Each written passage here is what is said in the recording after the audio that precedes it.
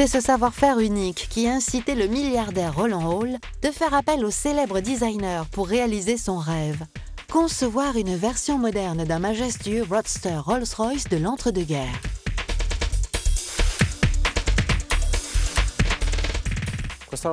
Cette Rolls-Royce fait partie des projets spéciaux Pininfarina. Comme tous les projets spéciaux Pininfarina, il fait partie d'une voiture déjà existante, dans ce cas-là une Rolls-Royce Drophead coupé. Les artistes de Pininfarina ont opéré un véritable streamlining sur la Rolls-Royce pour aboutir à une forme du prototype tout en longueur, encore renforcée par sa calandre inclinée.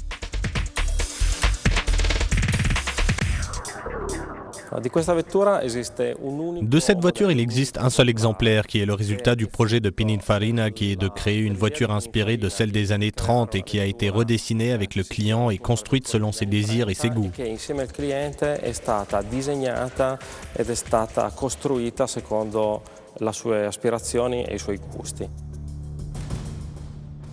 Roland Hall a suivi de près la conception de son bijou à 4 roues, dont le nom Hyperion est une référence à la mythologie grecque.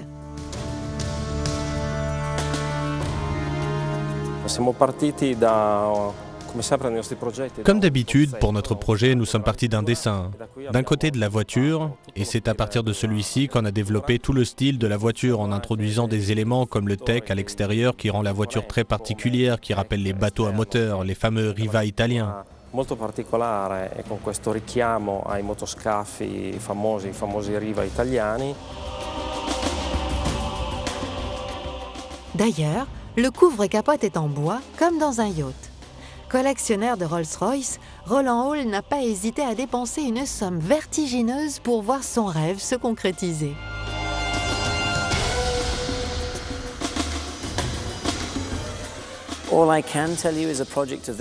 Tout ce que je peux vous dire, c'est qu'un tel objet coûte environ 4 millions d'euros.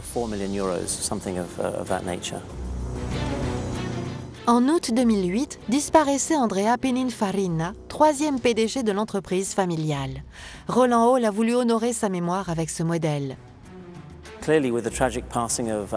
Après l'accident tragique survenu à Andrea Pininfarina, j'étais très fier de pouvoir lui dédier ce projet et cette voiture. C'était un grand homme. Je l'ai seulement connu pendant une courte période, mais c'était une personne très intéressante et je suis vraiment très fier de ce que j'ai pu réaliser avec lui.